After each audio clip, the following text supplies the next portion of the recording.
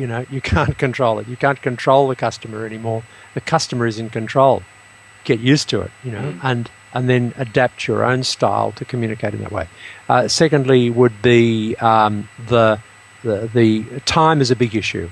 How can I spend the time on this? So, for me, that's a matter of value. And just speaking to somebody yesterday who said one of his biggest concerns has been how will he find the time to sustain what he's doing. He's far enough in now, and this is a man who's very disciplined, very structured in what he does, to see that this is an investment of time worth making. And people have to come to that in their own time, and in terms of their own priorities. It's not something you can force people into, or they'll just get bored and go away and do other things. And there's also reputation management. So that comes in also along with the control thing is, what if there are stories every week, there's some big story or a small story about a company that's brand has been severely damaged or trashed by something stupid in terms of social media, or something just a misjudgment. The Qantas thing last year where they did the luxury thing, and that was seen as a failure. Now, the reality is Qantas have recovered from that, and most people have forgotten that, and I don't think it's affected the share price. But on the day, all the PR people were coming out of the woodwork and saying, oh, colossal catastrophe, failure of social media. And what that does is put a lot of people off even dipping their toe in the water. So there is a fear, and I tell people this is not a silly fear to have. But I use the example that we use in Australia of, you have the flags for the lifesavers. It's bathe between the flags. So have policies and work within those. These are not, I don't think that people are going to wear this if it's just told them simplistically. But there are risks, serious risks for a company, and therefore they need risk management in place. So this is a very long answer to your question. No, it is, and it raises a number of points, and the fact that it is an investment of time. I know that the tools may be free in a lot of the cases, but I think there still is that misconception that it means that social is free. That the fact that we now have dedicated community managers across these channels, community management in terms of managing relationships is not a new concept in terms of business, but in these online channels, it's growing and changing and evolving. Sure. And even if we look at the announcement from Facebook in the last week and the brand new skill set and understanding that's going to take for people, I can't recall I think it might have been, again, off the top of my head, I can't remember who announced it, but there was a great post that I read this week about the brand new understanding that community managers are going to have, even with this one announcement from Facebook, so the knowledge of paid advertising, earned and owned, has now stepped up a notch in the space of one day.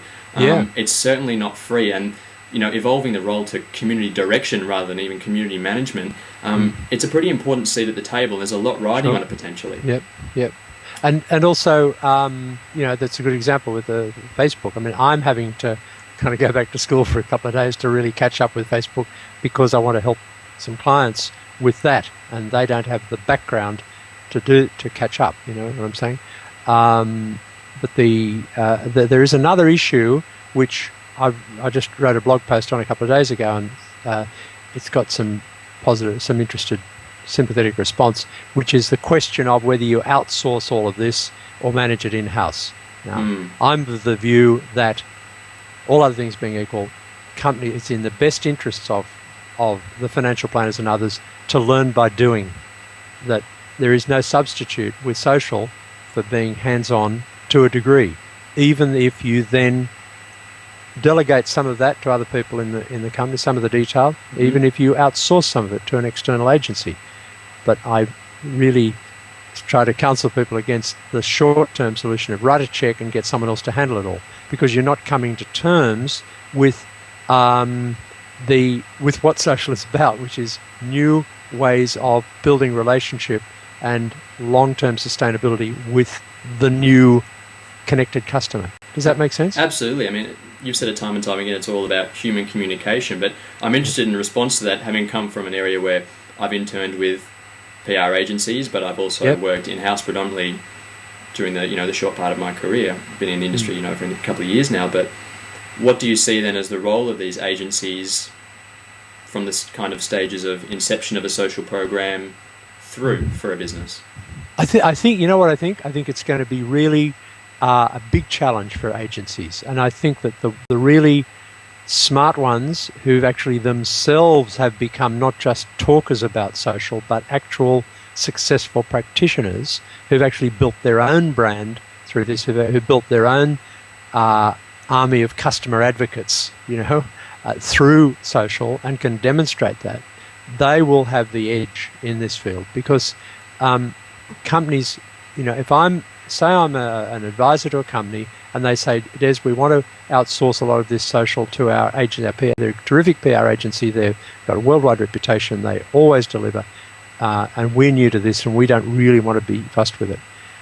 I would want to know that that agency actually has the depth of understanding of that company, of its mission, of the traps for that company, and especially if they're in a highly regulated area, that this is way beyond press releases. This is way beyond putting on events. This is being able to speak in the voice of the CEO, so that it's what they say is credible and what they say is not going to get that company into trouble. Does that make sense? Absolutely. No. And I think there's a good point in terms of getting to know the voice internally of a company. And there was a post written yesterday on Mackenzie Stewart's blog that I'm about to respond to, called PR Geek Speak, in which one of the representatives from Sydney Maxwell PR kind of said that people need to get to know the business of their clients or their organisation. Now, to do that across a broad spectrum of clients, particularly from a community management point of view, and the minutiae of getting in there and responding and being empowered to respond and have that depth of knowledge is pretty hard to do. And the other thing is also knowing what they don't know, of having the kind of antennae that someone has who, let's say it's the PR representative in-house. So they know enough about the company to know what the issues are. They know about the regulatory environment. They know where they know when they don't mistake a red light for an amber light, or let alone a green light. So when they see something that looks risky, their instinct is to immediately draw the attention of the company to this, that this could be a problem.